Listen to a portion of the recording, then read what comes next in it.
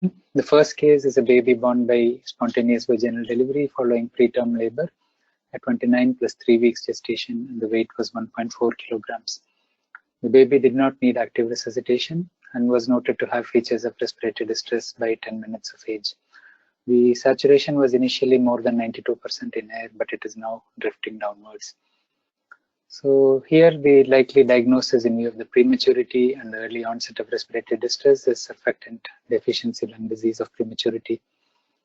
So early CPAP is indicated, and some units consider early high flow nasal cannula, although the recent hipster study warns us against early use of high flow in respiratory disorders which can have a progressive course. IV fluids and antibiotics are also given in the initial stages, and we should consider umbilical lines and early total parenteral nutrition if the baby is not able to feed. We should monitor blood gases and chest X-ray, and surfactant replacement can be considered as an early rescue treatment. Ensure technique or LISA or MIST can be considered.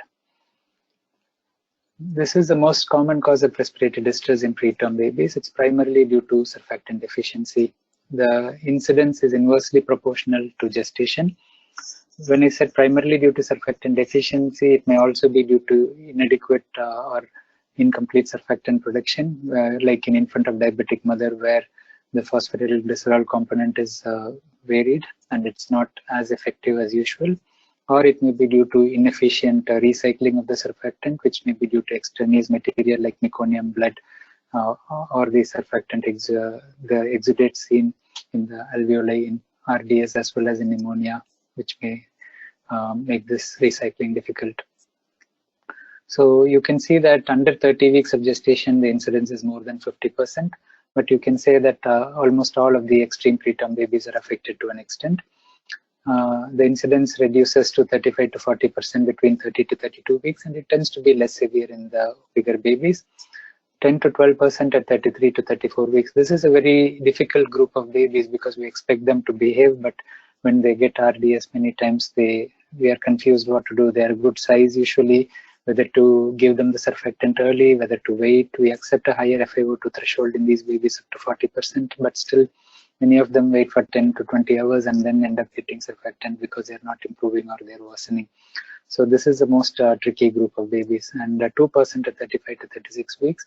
The term babies occasionally get respiratory distress syndrome, maternal diabetes, and sometimes we may get elective cesarean delivery and they get transient tachypnea of newborn as well as surfactant deficiency overlapping. Surfactant is produced by the type 2 alveolar pneumocytes after 24 to 26 weeks of gestation. The secretion increases with increasing gestation. It's composed of phospholipids like lecithin and sphingomyelin with surface active properties along with the surfactant apoprotein A to D. Apoprotein D is very important for the spreading function. Most of the surfactant, it's more than 80%, is recycled after the production, and the surfactant acts by lowering the surface tension at the air-liquid interface, preventing the alveolar collapse. So this is a very important function because in a premature baby, when there is surfactant deficiency, the alveoli tend to close down. The chest wall is soft and it's highly compliant, and the lung is stiff and low compliant, and it drags the chest wall in, leading to more collapse of the alveoli. When there is inadequate surfactant, it leads to alveolar collapse, low volume lungs, and it becomes a vicious cycle. When the alveolar collapse causes more alveolar collapse, the chest wall is drawn more in, the baby is unable to keep the lungs open, and it worsens the ventilation. So the exudate starts coming into the alveoli. It's called the hyaline membrane. This is because of the local inflammatory changes. The ventilation perfusion mismatch leads to worsening blood gases, and systemic hypotension due to the hypoxia may happen, and acidosis may be both respiratory and metabolic, so it's mixed acidosis in the severe cases. Because of these hemodynamic changes, the babies who are sick with respiratory distress syndrome are at a high risk of intraventricular hemorrhage as well. If untreated, progressive worsening continues till there is spontaneous surfactant production by 48 to 72 hours, and the sickest babies are not able to be salvaged.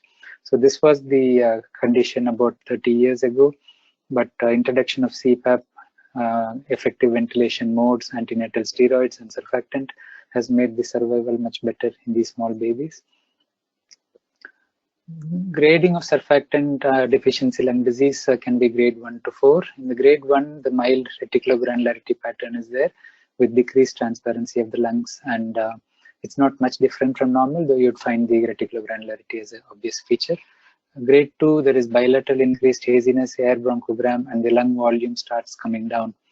Grade 3, there is further haziness and a blurred margin with the heart and diaphragm. And grade 4 is a complete whiteout. So this is the mild RDS, which is just showing the reticulogranularity. It's not very obvious in this lighting X-ray. You can see now more haziness and the lung volume is a little lower than the other X-ray. You can see the air bronchogram well defined. The bronchi and the airways can be seen in the background.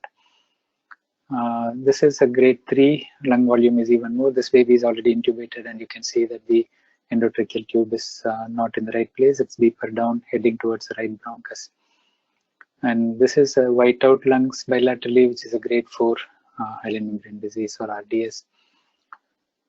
To prevent RDS, antenatal steroid prophylaxis was introduced in the late 1980s on a universal basis, and it's very extensively used now. It's a single most important parameter improving outcome in preterm newborns. 2 doses of betamethasone or dexamethasone are given to the mother presenting with preterm labor. Betamethasone is usually 2, and dexamethasone can be given as 2 or 4 doses. It reduces the incidence as well as severity of the respiratory distress syndrome and improves outcome with 40% reduction in mortality. The steroids act by stimulating the surfactant release as well as production. So the pre-existing surfactants stored in the lamellar bodies are released quickly, and there is a messenger RNA-based effect on protein synthesis. This takes 24 to 48 hours for the optimal effect. In terms of management, surfactant therapy, when you have a higher oxygen requirement and there is evidence that the baby has worsening respiratory distress syndrome based on the clinical parameters, you have clinical scoring tools like Silverman score or Down score for the respiratory distress. You can also use X-ray criteria, but you don't need an X-ray to make a diagnosis of respiratory distress syndrome, though you may need it for documentation and insurance purposes. However, you need the X-ray to diagnose complications like pneumothorax or other problems. So you may have Curasurf, which is a porcine product, or Survanta, which is a bovine product. It's instilled into the endotracheal tube by a catheter. So 1 to 3 doses are given 6 to 12 hours apart. Ventilation, either mechanical ventilation or CPAP or NIPPV. We have different forms of non-invasive modes. We are going more and more into the non-invasive mode and to extubate early. So surfactant is given either by Ensure, where we intubate, give surfactant and extubate, or we give by minimally invasive surfactant treatment or MIST using angiocath, or by using a feeding tube using LISA technique, less invasive surfactant therapy. So the supportive management is with IV fluids and total parental nutrition in the extreme preterms, where you expect them to need the fluids for a length of time. Umbilical arterial and umbilical venous insertion and catheter insertion and antibiotics during the initial 24 to 48 hours till you have negative blood cultures.